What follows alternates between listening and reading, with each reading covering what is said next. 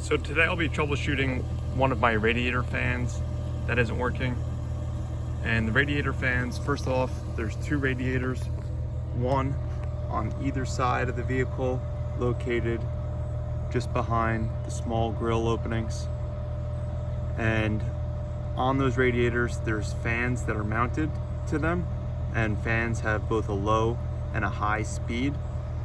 So low speed comes on anytime the air conditioner's in operation, and high speed fans come on once coolant temps reach around 215 degrees.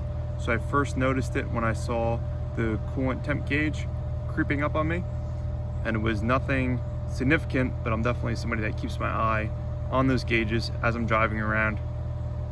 So I got out of the vehicle and I felt the high speed fan underneath this radiator was fully engaged, and you could feel it pushing out hot air and definitely hear it. It's pretty loud. However, on the driver's side of the car, the fan wasn't working at all. So there was no sound, there was no air being pumped out. So my first step is going to be to determine whether the driver's side fan is working at all. So is it completely inop, or is it just the high speed fan operation that's not working? So what I'll be doing is, with the engine running to the vehicle, I'll be turning on the air conditioner. So you see the AC indicator is on, fan speed is up, AC is running with the engine on. And with that, the low speed radiator fan should be operational. So that gives you a good visual indicator it's working. You can also hear it operating, and you can feel it.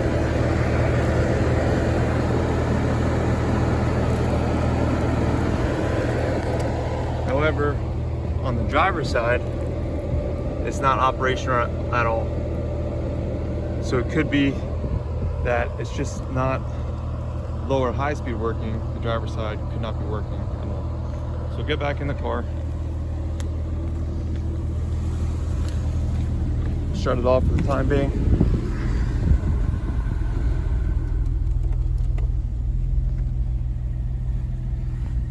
Looking at the coolant gauge, looking at it dead on. So typically the high speed fan will come on once the needle is at the end of the 0 in the 180. So it still has a little ways to go, but typically that end of the 0 is around that 215 degree Fahrenheit mark, and that's when the high speed fan will come on to operation. So I'm going to turn the car off, and I'll show you one of the next things to look for. Check would be the fuse. And even though it's low probability, it's cheap and easy. So let's check that. On the back side of this cover panel down here, you should have a booklet. I already have it open to the page that we'll be looking at. So the fuse for the radiator fans is going to be row C, and then the driver's side fan is going to be the 10th fuse. And then looking at the fuse panel, we have A, B, C, and the 10th one over is the last one. So that's this one right here. We got a 30 in that slot, and just take the fuse puller, which should be located down here on your car, squeeze it to pull it out, place it around the fuse, pull out the fuse, take a look at it, and you see that the fuse is intact there. It's not blown, it's not broken. And if that's the case, you can put it back and call it good. The fuse for the left, or for the passenger side radiator fan, would be this number 30 here. So if you're troubleshooting that one, you do the same thing. Pull it out, take a look at it. If it's good, go ahead and put it back.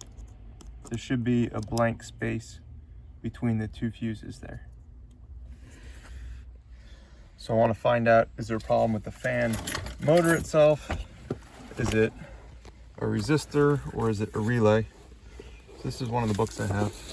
I think it's going to be a little bit easier to show you in the book than actually underneath the dashboard. So looking at the relay panel, which I'll show you here in just a moment. So relay panel 1, we have 4 different relays which go to the fans. So we have the left side relays, both low and high speed. And then we have the right side relays, low and high speed. Those 4 relays are all the same, and they're also the same as the horn relay.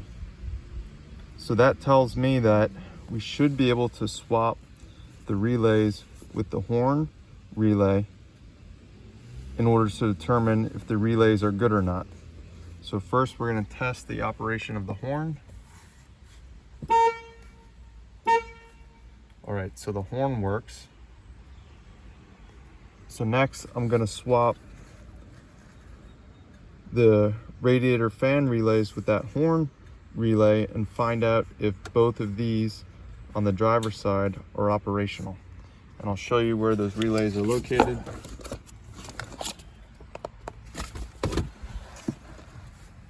So that is your fuse panel there. You have your pedals, and then just above, that's where your relays are located there. So these bottom 4 relays with that number 53, those go to your radiator fans.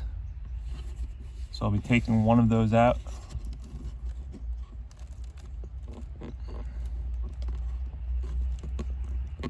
And just wiggling it side to side, and that should free up that relay. And then I'll be swapping it out with the horn relay. So first one I'll be pulling is for the left high speed fan.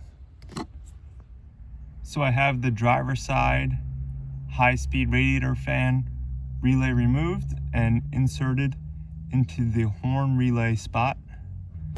The next thing we'll do is see if the horn is operational. Yes, so the horn is operational.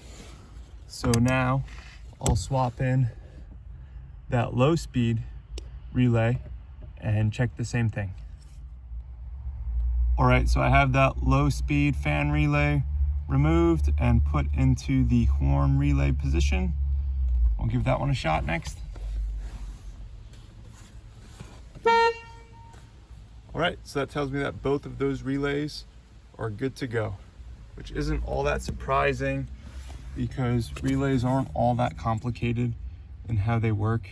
And with a car with 155,000 miles, I'm not surprised that it would be either the fan or the resistor. So I'll be looking at those next. So there are plenty of videos online that show you how you can go about troubleshooting the issue further, and you may be able to get away with just replacing the resistor itself for relatively cheap and without having to do all of this work involved with removing the fan assembly. You can just splice in a new resistor or solder it in, crimp it on, whatever your choice is.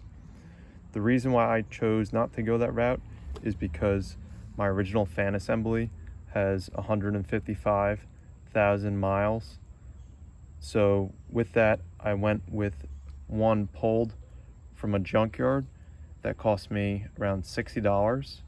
And this came from a newer vehicle, came from a 2003 Boxster, and it only had 50,000 miles on it.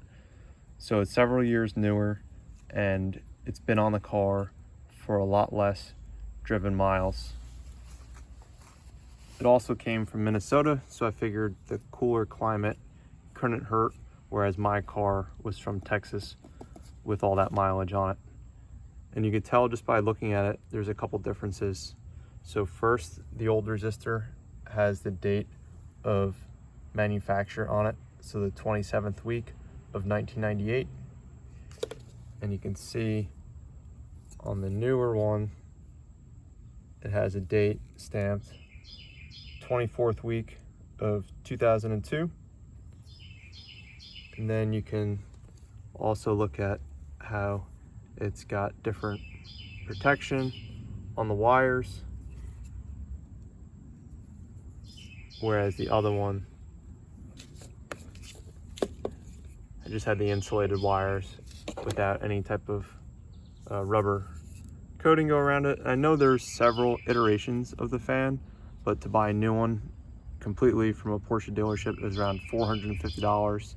So I decided to try to go the middle route, spend 60 bucks, try to save 390, and then hopefully I can get another 100,000 miles out of this low mileage unit. So before I install it, I'm gonna test it. What that means is connecting the electrical connector to the vehicle and then putting it in a safe spot so the fan won't get damaged, and putting the air conditioner on and seeing if it works on a low level. So I haven't seen a lot of videos posted online with how to remove and replace one of the radiator fans, so I figured I'd show you how here. So there are a lot of videos that show how to remove your front bumper cover assembly in order to clean out your radiators. So I didn't want to remake one of those, but go ahead, follow the instructions. It's very simple to remove that bumper cover. And then when it comes to removing this inner wheel arch, this is what the fasteners look like that hold the wheel liner in place. And I'm using an auto trim removal toolkit, and I get started by inserting a thin end of one of the removal tools around one of the plugs, wiggling it, and then switching to a thicker tool, and then get in there. Your goal is to remove the plug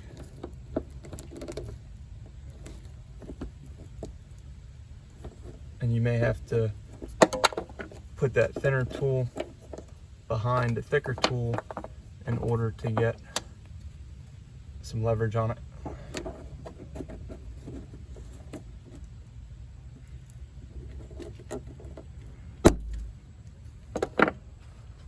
Try not to lose the plugs when you pop them out. And then once you get the actual plugs out, you can go ahead and use almost the same technique to pull out the retaining plugs. So do that going all the way around the inner liner, and the other fastener that you'll see looks like this. And I just used an adjustable wrench to remove those. And once you get them loosened past a certain point, they're pretty loose and they're easy to take out. So I'm working on the driver's side right now. And then there's one more of those plastic nuts there, and then a couple more of the plugs. And there was a tricky plug. This one right here, you'll see was located up in here. But again, it wasn't that difficult to get out with those trim removal tools. And once you have that loose, you should be able to manipulate the liner outside of the actual fender arch.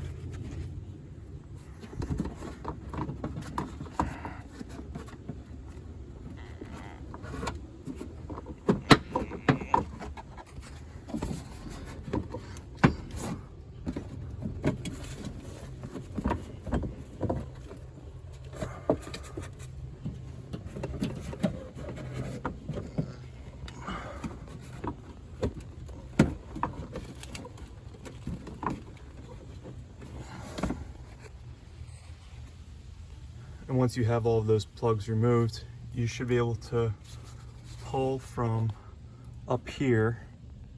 You'll see there's a little cutaway in there. Give it a good tug if it doesn't come loose at first. And then this liner should pull away from the fender arch. And go ahead, work it out, and then remove the liner entirely. So I stopped short of completely removing the wheel liner. I got it to about the halfway point, and that's going to give me enough room to work on removing the rest of the radiator fan assembly. So the first thing to start doing is removing these two circlips here that go on the outside of these rubber bushings, and you can use one of your same auto trim removal tools, pry that in there, and then remove the tension on the clip. So pull it up, and then the goal is going to be to slide it out. So you should be able to give it a couple taps, and then the clip will remove, pushing towards the inside of the vehicle. And you can see I already started to remove this one here. And again, it's gonna pull off to the inside of the vehicle.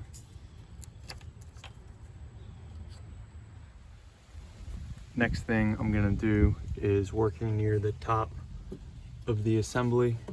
There's a small radiator hose here, and it's held to the frame going through these clips.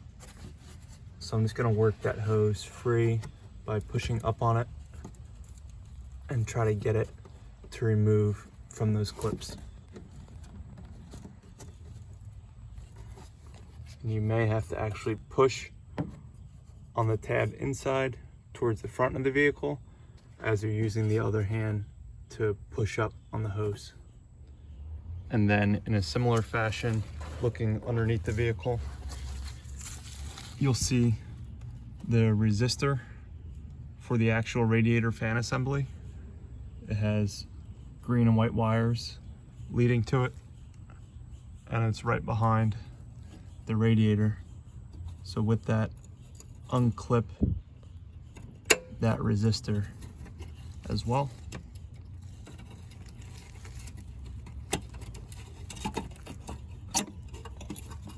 And work that free from the clip assembly.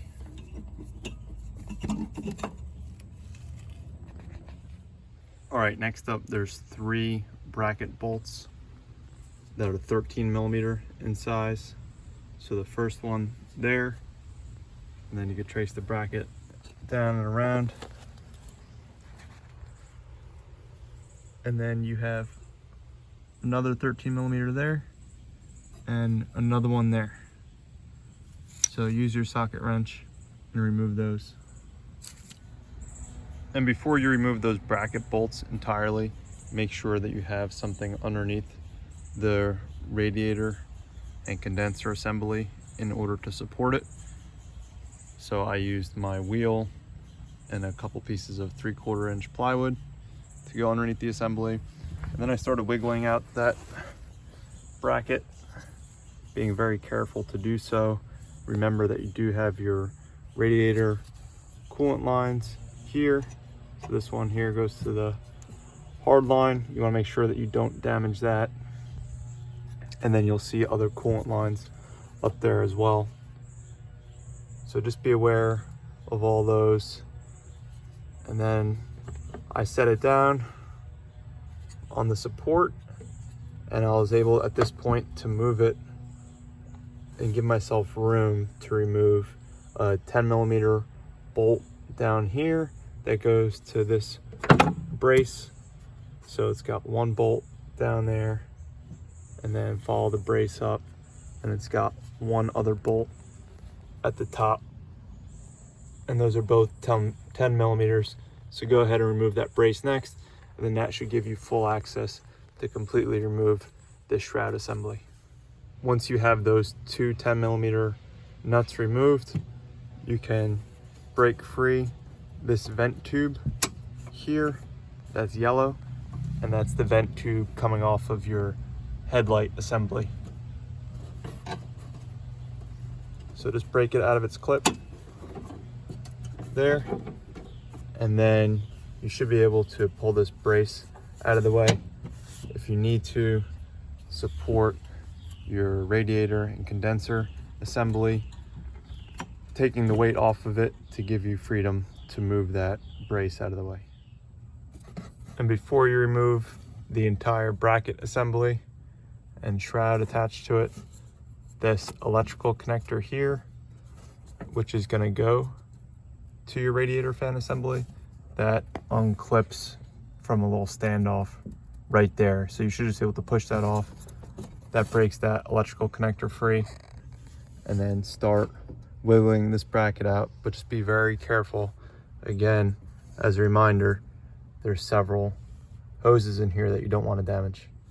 All right, so this is what that shroud assembly attached to the bracket looks like once it's out, if that helps you visualize it when you're trying to remove it.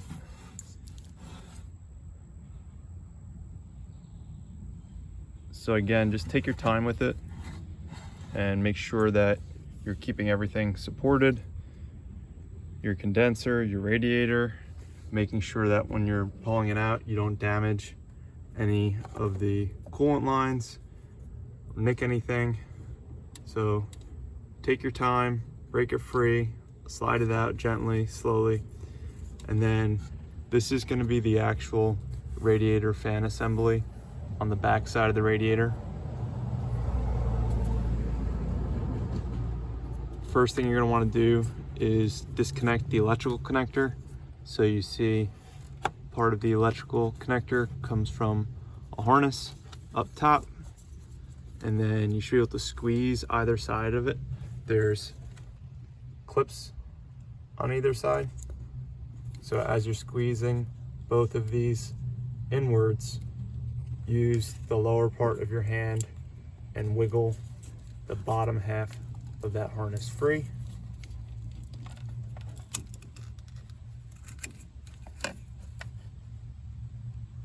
And then with that free, you're going to go ahead and use those trim removal tools to remove these two circlips, upper and lower, just like you did when it came to removing the prior assembly.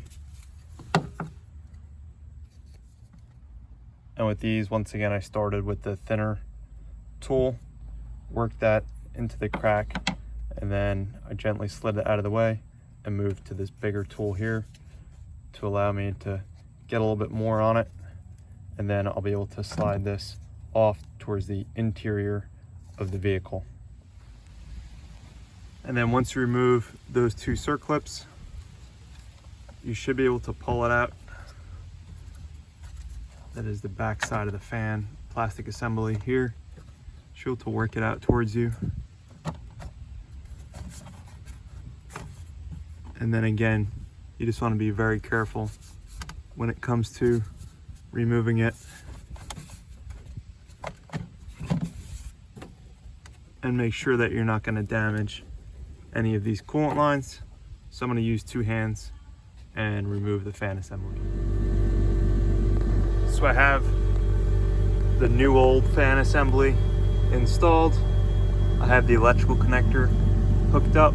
That's fully seated there.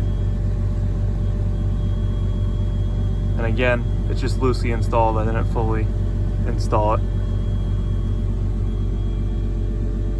So right now the fan is not running. The engine's running.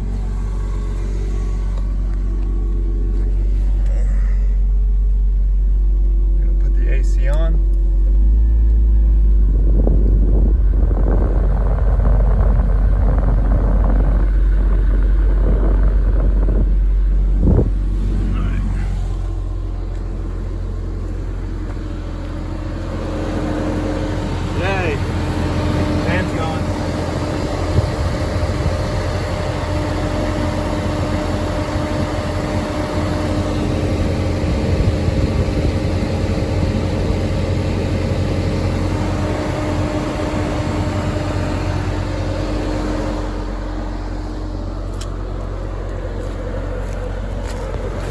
Fan's going on this side too.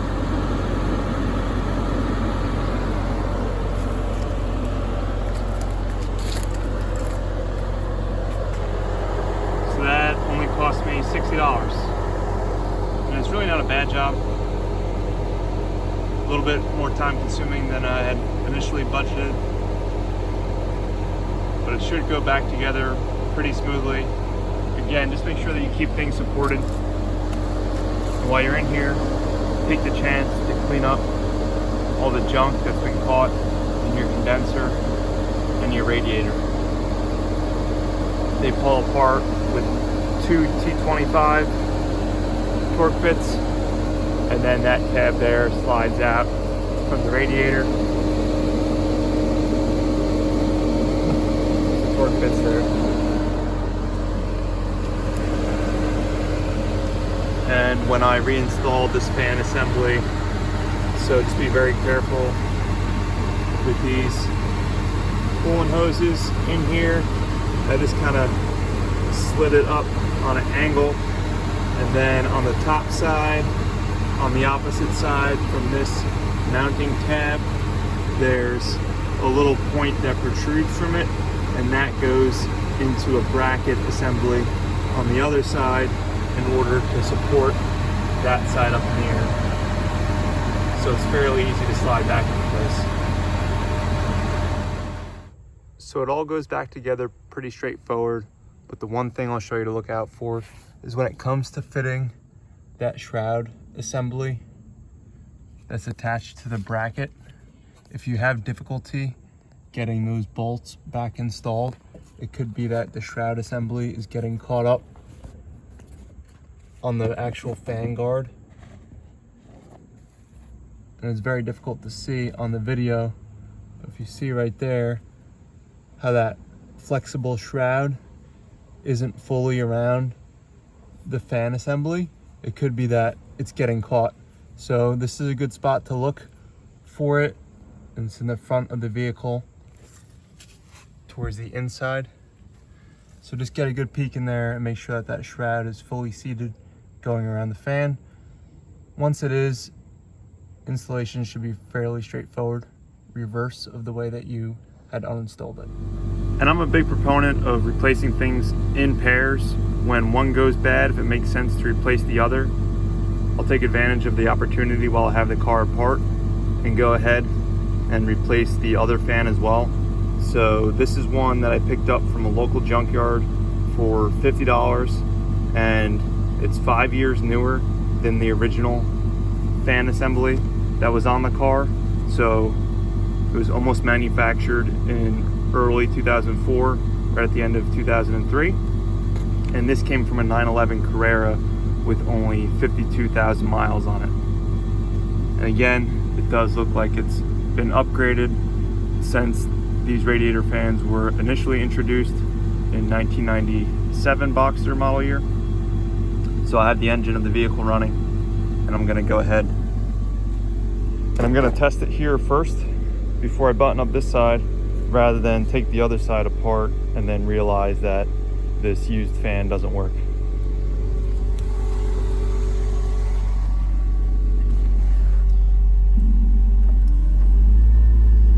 So I'll turn the AC on low, and that should turn on the low speed fan.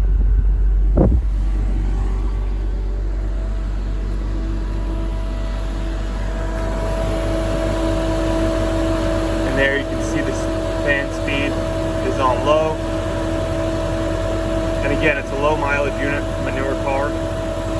So I'm gonna go ahead and take apart the other side, and then I'll have two radiator fans with only 50,000 miles on them that are several years newer than the original fans that I had on this 1999 Boxster.